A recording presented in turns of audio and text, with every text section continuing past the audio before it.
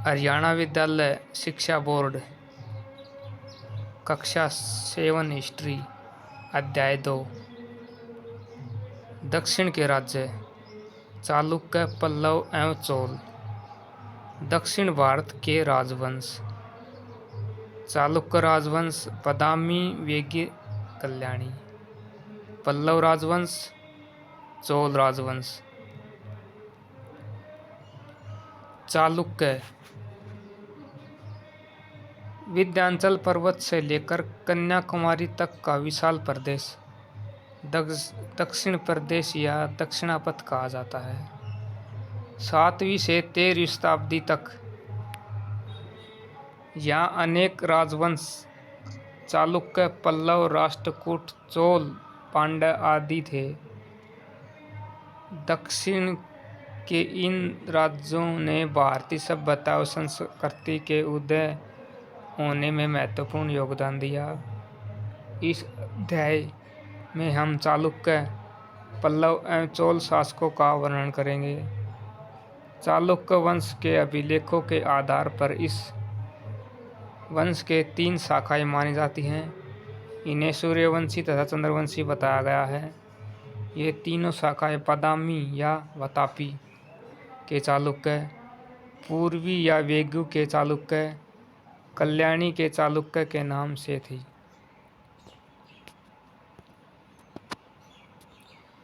चालुक्य वंश की मूल शाखा बादामी अथवा वातापी के चालुक्य की थी। बादामी के चालुक्य को प्रारंभिक पश्चिमी चालुक्य के नाम से भी पुकारा जाता है। उनकी एक शाखा वेगी अथवा पृष्ठपुर के पूर्वी चालुक्य थे, जिन्होंने 7वीं सदी के आरंभ में अपने स्वतंत्र राज्य को स्थापित किया। उनकी एक अन्य शाखा कल्याणी के चालुक्य थे, जिन्हें बाद में पश्चिमी चालुक्य भी पुकारा गया और जिन्होंने 10वीं शताब्दी से उत्तरार्ध में राष्ट्रकूट शासकों से अपने वंश के राज्य को पुनः छीन लिया और एक बार फिर चालुक्य की कीर्ति को स्थापित किया। संभवतः ये चालुक्य शुरुआत में अयोध्या में रहते थे और बाद में कुछ कारणों से दक्षिण में चले गए। बादामी के चालुक्य, वातापी के चालुक्य। बादामी के चालुक्यों ने 6वीं सदी के मध्यकाल से लेकर 8वीं सदी के मध्यकाल तक के प्राय 200 वर्षों के समय दक्षिणापथ में एक विस्तृत साम्राज्य का निर्माण किया। डॉक्टर DC सरकार ने इनको स्थानीय कन्नड़ परिवार का माना है, जिसको बाद में क्षत्रियों में स्थान प्रदान किया गया। उन्होंने अपने वंश के इस नाम को चलक, चलिक अथवा चलुक नाम से किसी प्राचीन व्यक्ति से प्राप्त किया और चालुक्य कहलाए। इस वंश का सबसे पहला शासक जयसिंह था। बादामी के चालुक्य वंश का सबसे पहला शासक जयसिंह था। उसके पश्चात उसका पुत्र रणराग सिंहासन पर बैठा। रणराग का पुत्र पुलकेशिन प्रथम 535 से 566 ईस्वी हुआ, जिसने वातापी के किले का निर्माण किया और उसे अपनी राजधानी बनाया।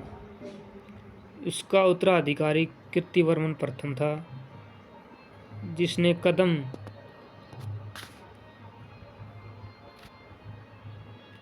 कोंकण, नल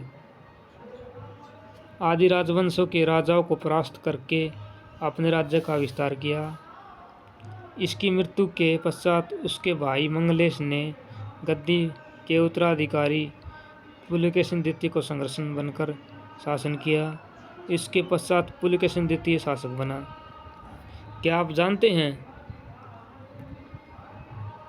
ऐहोल कर्नाटक के बीजापुर में स्थित है। बादामी के निकट बहुत प्राचीन स्थान है। यहाँ से पुलकेशिन द्वितीय का 634 ईस्वी का एक अभिलेख प्राप्त हुआ है। इसका रचयिता जैन कवि रविकीर्ति था।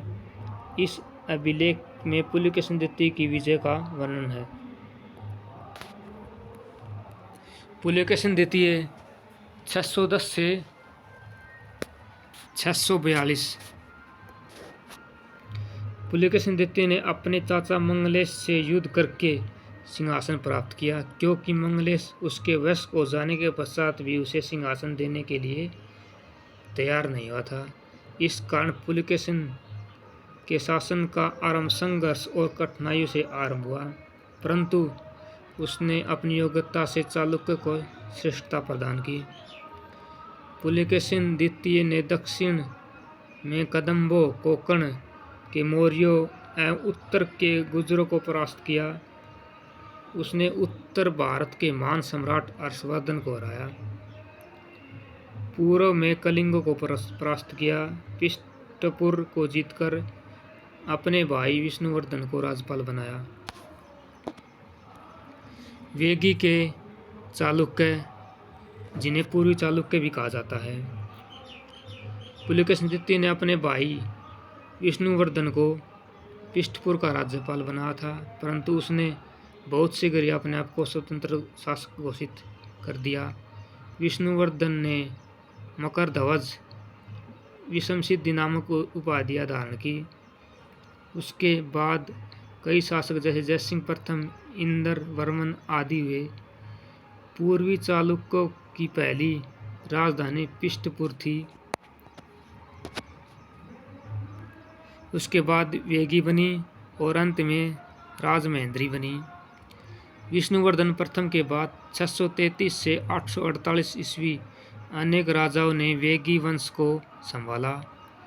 विजयादित्य द्वितीय और विजयादित्य तृतीय वेगी वंश के सबसे अधिक शक्तिशाली शासक हुए, जिन्होंने पल्लव, पांड्य, पश्चिमी गंग, दक्षिण कौशल, कलिंग, कलचुरी और राष्ट्रकूट शासकों को परास्त किया।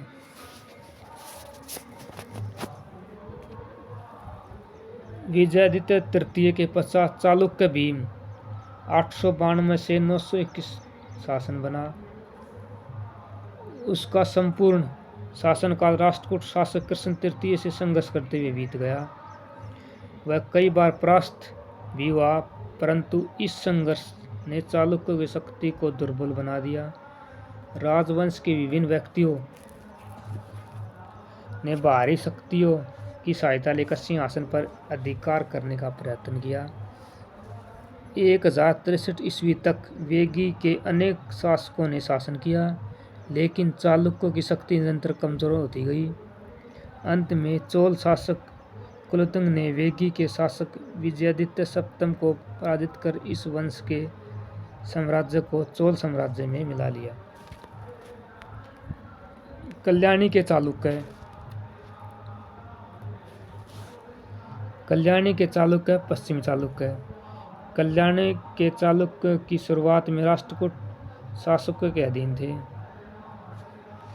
अंतिम राष्ट्रकूट शासक करक के समय में चालुक्य तेल द्वितीय ने विद्रोह किया और करक को परास्त करके राष्ट्रकूटों के राज्य पर अधिकार कर लिया। इस प्रकार तेल द्वितीय ने कल्याणी के चालुक्यों को साम्राज्य का निर्माण राष्ट्रकूट साम्राज्य के अवशेषों पर किया। अपने साम्राज्य का विस्तार उन्होंने कल्याणी से शुरू किया। तेल द्वितीय 993 से 997 एक महान योद्धा था। उसने चेदी, उड़ीसा, कुतंग, गुजरात तथा चालुक्य मालवा के राजा शासक परमार मुंज और चोल शासक उत्तम को परास्त किया। उसने लाट और पंचाल प्रदेशों को भी अपने अधीन किया। इस प्रकार विभिन्न युद्धों में भाग लेकर उसने चालुक्यों के एक बड़े साम्राज्य का निर्माण किया। वह समय को बदामी के महान चालुक्य शासकों का वंशज बताया। उसने महाराजाधिराज, परमेश्वर एवं चक्रवर्ती नामक उपाधियां धारण की। क्या आप जानते हैं, तेल द्वितीय ने अपनी राजधानी मान्यखेत बनाई, जो पहले राष्ट्रकूट वंश की राजधानी थी। तेल द्वितीय के उत्तराधिकारी सत्याश्रय 1997 से 1008, विक्रमादित्य पंचम 1008 से 1014, अयन द्वितीय 1014 से 1015 और जयसिंह द्वितीय 1015 से 1043 ईस्वी इस वंश के अन्य शासक रहे। इसके पश्चात सोमेश्वर प्रथम 1043 से 1068 शासक बना। उसने कोंकण को जीता तथा मालवा, गुजरात, दक्षिण कौशल तथा केरल पर आक्रमण किया। कलचुरी शासक राजाधिराज ने सोमेश्वर की राजधानी कल्याणी को लूटने में सफलता पाई, परंतु वह संघर्ष करता रहा और अंत में एक युद्ध में राजाधिराज चोल मारा गया। उसके भाई राजेंद्र चोल द्वितीय ने सोमेश्वर के आक्रमणों के विरुद्ध चोल राज्य की रक्षा करके सफलता पाई और अंत में 1063 में सोमेश्वर की पराजय हुई। सोमेश्वर प्रथम के पश्चात सोमेश्वर द्वितीय 1068 से 1076 और उसके पश्चात विक्रमादित्य षष्ठ 1076 से 1126 शासक बना। विक्रमादित्य ने अनेक राजाओं से युद्ध करके अपने राज्य का विस्तार किया। उसका राज्य उत्तर में नर्मदा नदी तथा दक्षिण में कडप्पा तथा मैसूर तक फैला हुआ था। विक्रमादित्य के पश्चात सोमेश्वर तृतीय 1126 से 1138 और जगदेव मल्ल 1138 से 1151 ईस्वी तेल शासन में तेल के समय में चालुक्य राज्य छिन्न भिन्न हो गया। इस वंश का अंतिम शासक सोमेश्वर चतुर्थ था। अंत में 1190 में यादव एवं ओलसव शासकों ने साम्राज्य का अंत कर दिया।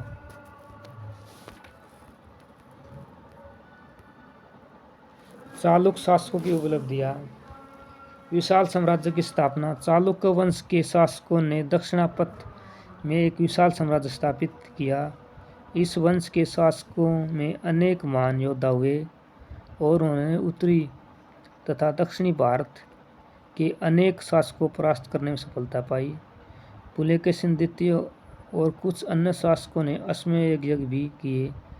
चालुक्य शासकों का राज्य आर्थिक दृष्टि से संपन्न था और उसके अंतर्गत कई अच्छे बंदरगाह थे, जिससे विदेशी व्यापार को बढ़ावा मिला। धार्मिक सहनशीलता। धार्मिक दृष्टि से चालुक्य शासक हिंदू धर्म अनुयायी थे। उन्होंने प्राचीन वैदिक धर्म के अनुसार यज्ञ किए और उनके समय में अन्य कई धार्मिक ग्रंथों की रचना की। उन्होंने हिंदू धर्म को संरक्षण देकर विष्णु तथा शिव के मंदिरों का निर्माण कराया, लेकिन अन्य धर्मों के प्रति उनका व्यवहार सहनशीलता का था। चालुक्य शासकों ने जैन धर्म व बौद्ध धर्म को भी सहायता प्रदान की। इसके अतिरिक्त मुंबई के थाना जिले में पारसियों को बसने की आज्ञा दी। चालुक्य राज्य में 100 से अधिक बौद्ध विहार थे, जिनमें 5000 भिक्षु निवास करते थे।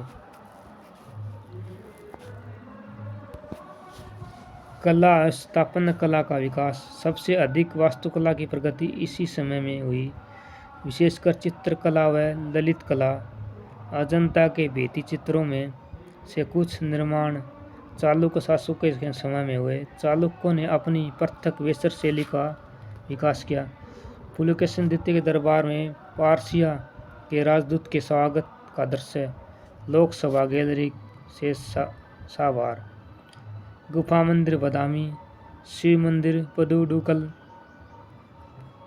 वास्तुकला क्षेत्र में चालुक्यों के समय एक मुख्य विशेषता पहाड़ों और चट्टानों को काटकर बड़े बड़े मंदिरों का निर्माण था। उसके समय विभिन्न हिंदू गुफा मंदिरों और चैत्य हालों का निर्माण किया गया। सम्राट मंगलेश ने वातापी में विष्णु के गुफा मंदिर का निर्माण कराया। बादामी, एलोरा, एलिफेंटा, औरंगाबाद, अजंता आदि में पर्वतों को काटकर सुंदर मंदिरों का निर्माण किया गया। शिक्षा और साहित्य क्षेत्र प्रगति। चालुक्य शासक शिक्षा एवं साहित्य के महान प्रेमी थे। इन्होंने विभिन्न स्थानों पर विद्यालय एवं महाविद्यालयों का निर्माण कराया तथा साहित्यकारों एवं लेखकों को अपने दरबार में संरक्षण दिया। चालुक्यों ने संस्कृत भाषा को अत्यधिक महत्व दिया। उस समय अवलक व अष्टसती विज्ञानेश्वर ने मिताक्षर पुस्तक लिखी। कन्नड़ भाषा में ग्रंथ कविराजमार्ग, शांति पुराण, गदायुद्ध आदि भी इस युग में लिखे गए। विल्दण का विक्रमादेवचरित व सोमदेव सूरी का वाक्यामृत इस युग में लिखे गए ग्रंथ थे। आर्थिक जीवन, लोगों के आर्थिक जीवन खुशहाल था। मुख्य व्यवसाय कृषि ही था। भू राजस्व भूमि की उपजाऊ शक्ति पर आधारित था। उस समय गर्म मसालों एवं बहुमूल्य लकड़ी का व्यापार भी किया जाता था। साम्राज्य, राजा, राष्ट्र, प्रांत, राष्ट्रपति, देश, जिला, देशाधिपति, नगर, शहर, पतन स्वामी, ग्राम, गांव, गामुंड। पल्लव वंश,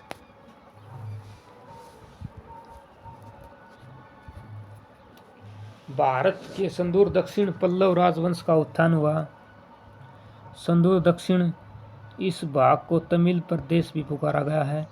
सातवाहन वंश के पतन के बाद उसके राज्य के दक्षिण पूर्वी भाग पर पल्लव वंश ने अपना अधिकार कर लिया और कांची को अपनी राजधानी बनाया। पल्लव वंश के शासकों का ज्ञान हमें प्राकृत तथा संस्कृत ताम्रपात्रों व समुद्रगुप्त के प्रयाग परिस्थिति से होता है। पल्लव शासकों की उत्पत्ति का अनुमान 30वीं सदी से किया जाता है। शिव सकंद वर्मा, विष्णुगोप आदि इनके आरंभिक शासक थे, परंतु पल्लव की महानता का काल 6वीं शताब्दी के अंतिम चरण में उसके शासक सिंह विष्णु के समय में आरंभ हुआ। इसके शासक इस प्रकार हैं। क्या आप जानते हैं तमिल शब्द तोडियर को संस्कृत में पल्लव कहा गया है, इसी से यह वंश पल्लव कहलाया।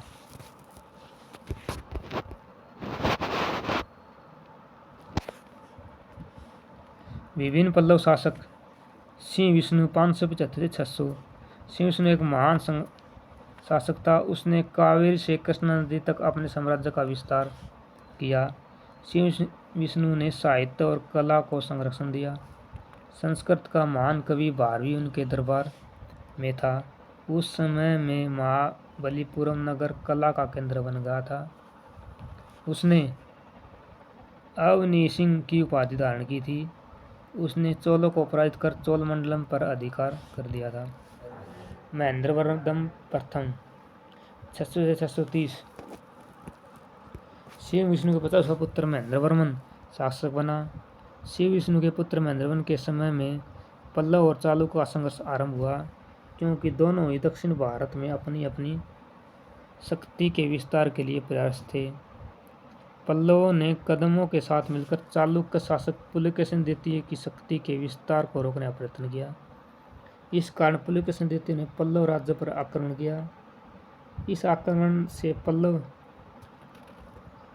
राजधानी कांची की सुरक्षा हो गई, परंतु पुलकेशिन ने उसके उत्तरी प्रांत वेगी को छीन लिया, जहां उसने अपने भाई विष्णुवर्धन को राज्यपाल नियुक्त किया, जिसके पूर्वी चालुक्य के राज्य की स्थापना की। महेंद्रवर्मन प्रथम साहित्य एवं ललित कला का प्रेमी, कवि और गायक। मत विलास प्रहसन नामक संस्कृत ग्रंथ लिखे। चित्रनापल्ली, चिंगिलपुट और आरकाट में बहुत से मंदिरों की स्थापना की, जो पहाड़ी की चट्टानों काटकर बनाए गए थे। एक झील का निर्माण किया। आरंभ में जैन था, परंतु बाद में शैव बन गया। नरसिंहवर्मन प्रथम 630 से 668। महेंद्रवर्मन का पुत्र नरसिंहवर्मन एक महान शासक था। उसके समय में भी पल्लवों का बादामी के चालुक्य से संघर्ष हुआ।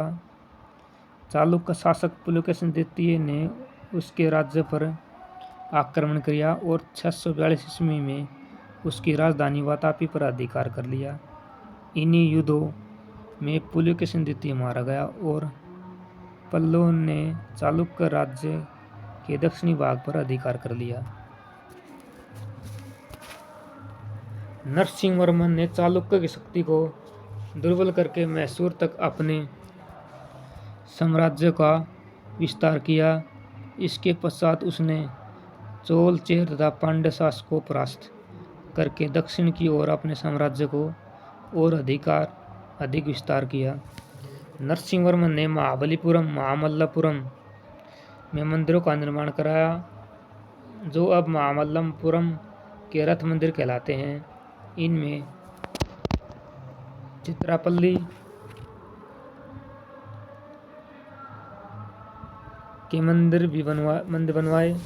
उनके समय में चीनी यात्री हेनसांग काची आया और उसने वहाँ का बहुत अच्छा वर्णन किया। नरसिंहवर्मन के पुत्र महेंद्रवर्मन द्वितीय 668 से 70 ने लगभग 2 वर्षों तक शासन किया। उसके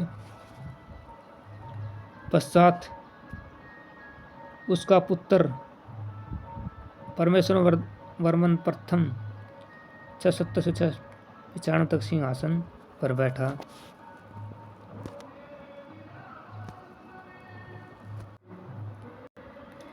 नरसिंहवर्मन द्वितीय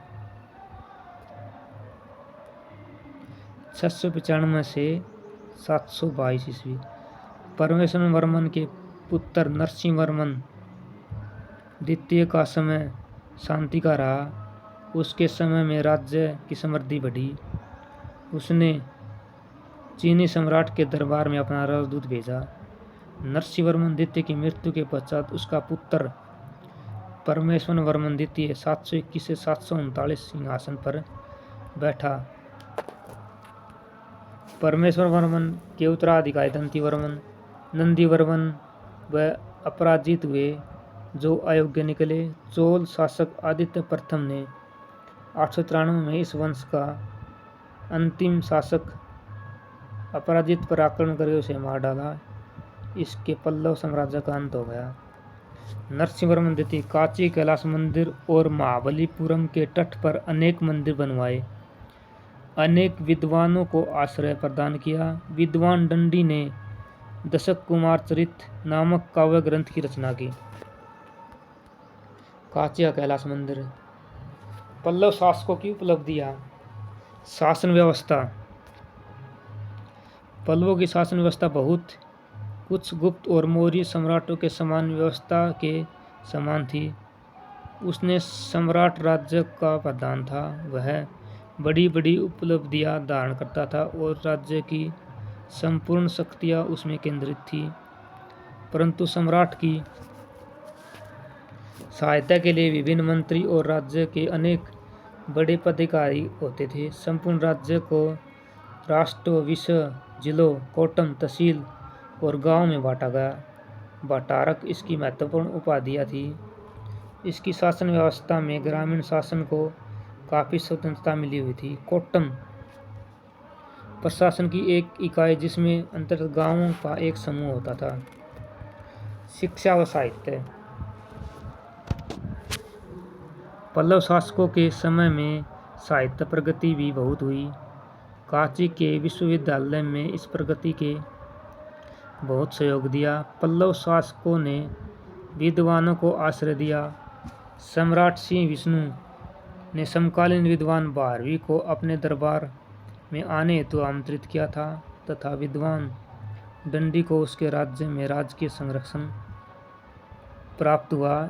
पल्लव शासकों के समय में संस्कृत के अतिरिक्त तमिल साहित्य को भी प्रगति हुई। तमिल को कुरल नामक ग्रंथ इसी काल में लिखा गया।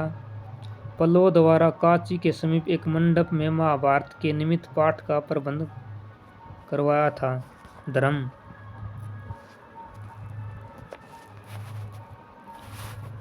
पल्लव शासक हिंदू धर्म को मानने वाले थे। उन्होंने विभिन्न यज्ञ किए और विष्णु, शिव, ब्रह्मा, लक्ष्मी आदि हिंदू देवी देवताओं की मूर्ति को मंदिरों में प्रतिष्ठित किया। उन्होंने संस्कृत साहित्य और हिंदू धर्म को संरक्षण प्रदान किया। काची का विश्वविद्यालय दक्षिण भारतीय संस्कृति का प्रमुख केंद्र था और सवैकाची नगर हिंदुओं के 7 तीर्थ नगरों में से एक प्रमुख नगर था। पल्लव शासक धार्मिक दृष्टि से उदार थे। जैन और बौद्ध धर्म के प्रति उनका व्यवहार सहिष्णु था।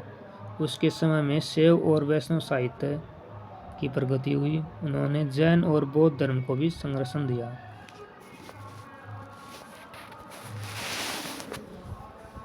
कला एवं वास्तुकला। सुदूर दक्षिण में पाषाण वास्तुकला का आरंभ पल्लव शासकों ने किया था और उनके संरक्षण में अनेक मंदिर पहाड़ों की चट्टानों को काटकर बनाए गए, जिसमें विष्णु, शिव, बरा तथा हिंदू देवी देवताओं की मूर्ति प्रतिष्ठित की गई। महामल्लपुरम के शिव मंदिर, 5 पांडवों का मंदिर और वराह मंदिर इस समय की कला के सर्वश्रेष्ठ उदाहरण हैं। उसमें सुंदर मूर्तियों के चित्र भी बनवाए गए।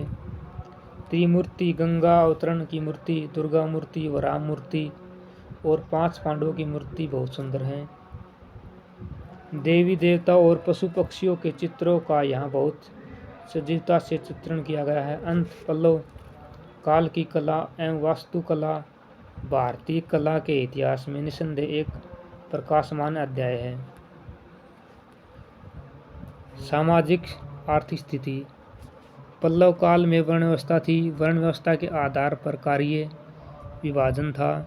सामंत व्यवस्था का प्रचलन था।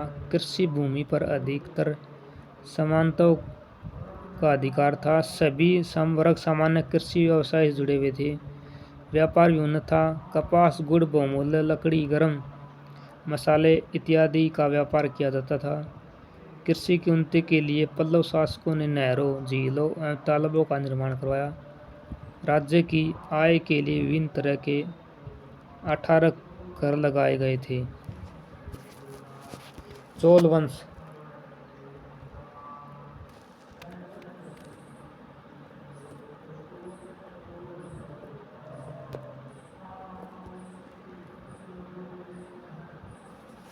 चोल वंश सुदूर दक्षिण के प्राचीन राजवंशों में से एक था। संगम काल में 100 से 250 ईस्वी तक चोल शासक शक्तिशाली थे। 200 वर्षों से भी अधिक समय तक चोलों ने तुंगभद्रा नदी के दक्षिण के सभी भूप्रदेशों और अरब सागर के बहुत से द्वीपों पर अपनी सत्ता को स्थापित किया और शासन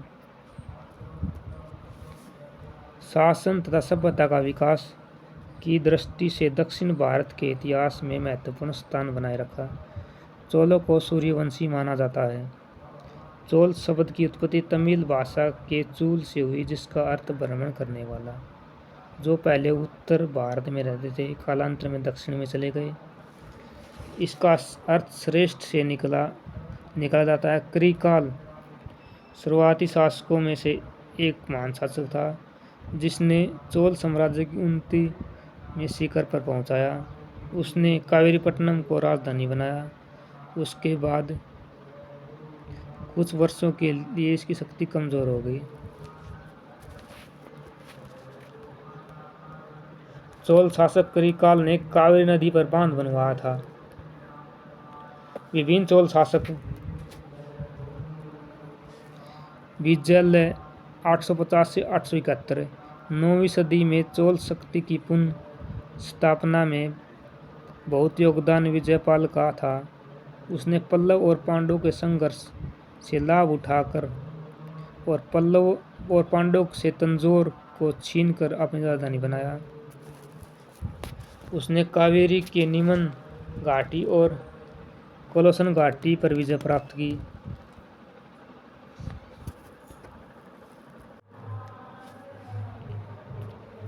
आदित्य प्रथम 871 से 907।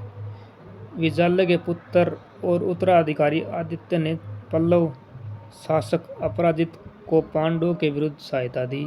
बाद में 893 में लगभग उसने अपराजित को परास्त करके मार दिया और संपूर्ण तोनमंडल पर अपना अधिकार करके चोल वंश को स्वतंत्र राज्य की स्थापना की।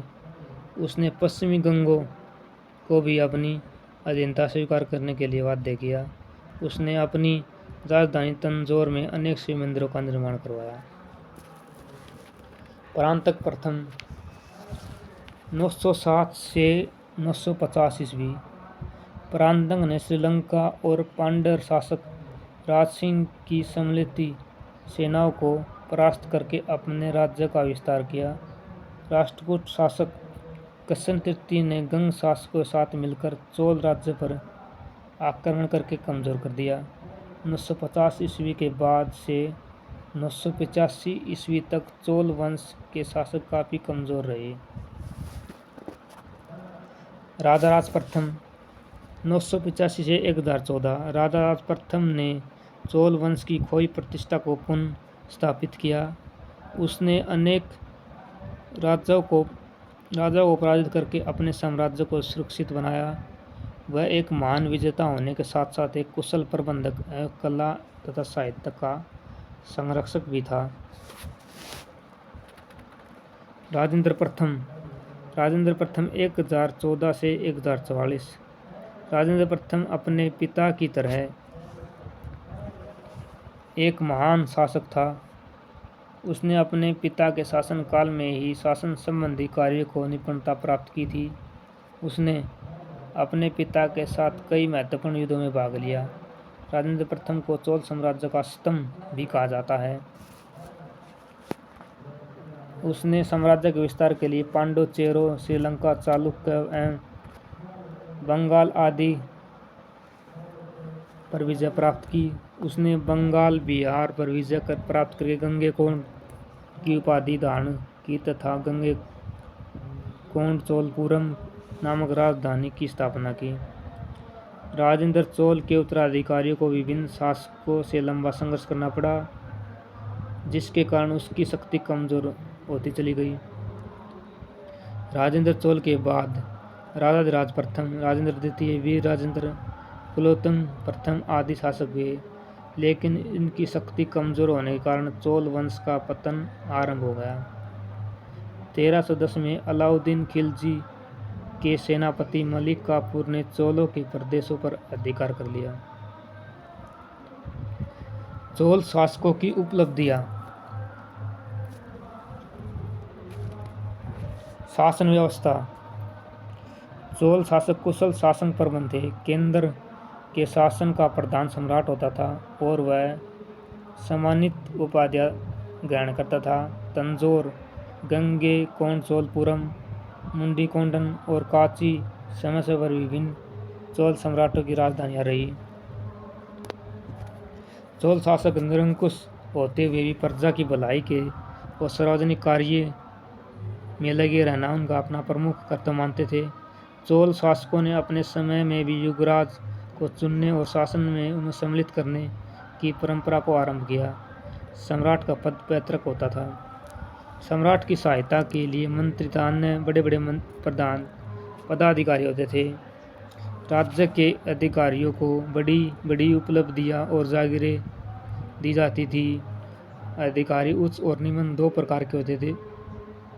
ऊपर की श्रेणी में को पेरुंदनम और नीचे श्रेणी को शिरुंदनम कहा जाता था।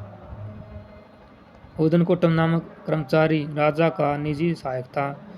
चोल शासकों ने एक व्यवस्थित असैनिक संगठन की स्थापना की। सैनिक व्यवस्था। चोल सम्राट ने एक अच्छी विशाल सेना गठन किया और श्रेष्ठ नौसेना तैयार की। हाथी, घुड़सवार और पैदल सैनिक सेना के मुख्य अंग थे। अभिलेखों से चोल सेना में 70 रेजिमेंट होने का उल्लेख मिलता है। उसकी सेना में 60,000 हाथी और 1,50,000 सैनिक थे। अरब से श्रेष्ठ घोड़े मंगवाए जाते थे और उन पर बहुत धन व्यय किया जाता था।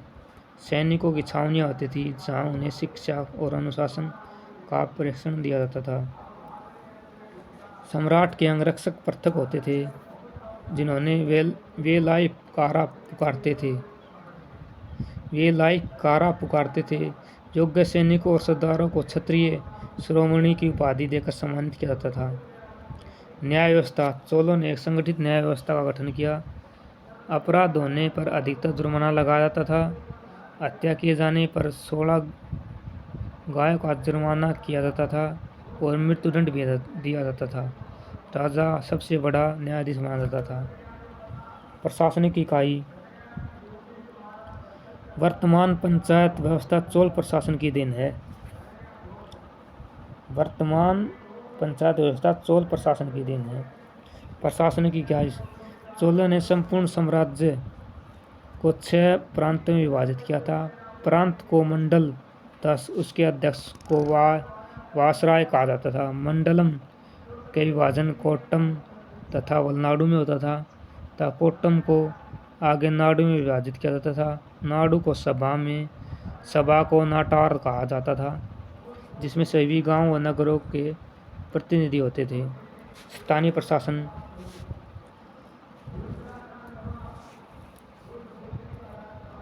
चोल शासन की एक मुख्य विशेषता स्थानीय स्वशासन माना गया है।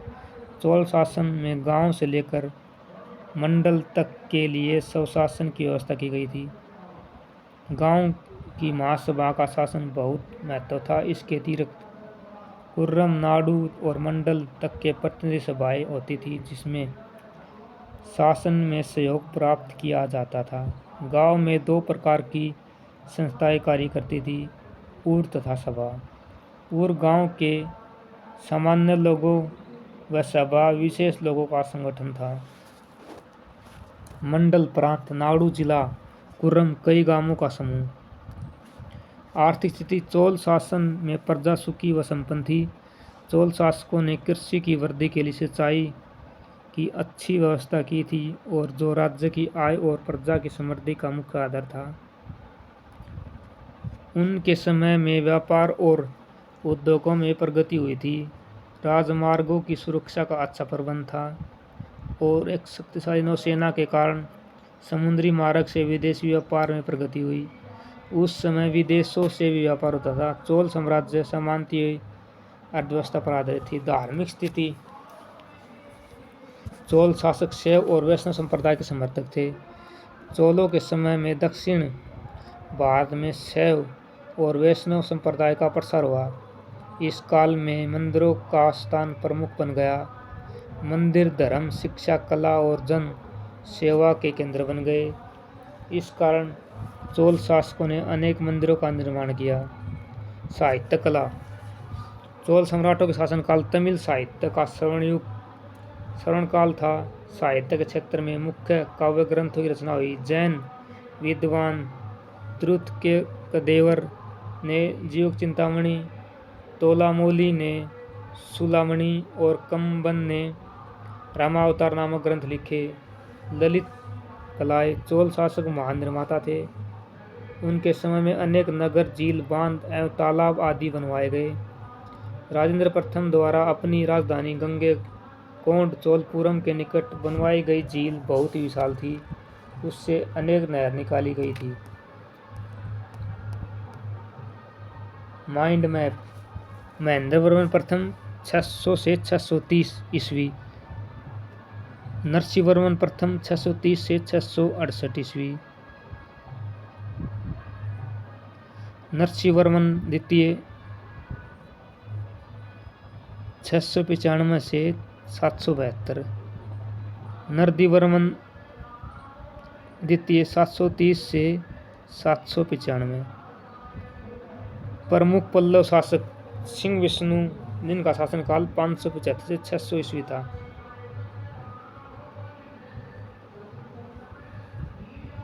विजयालय 850 से 871,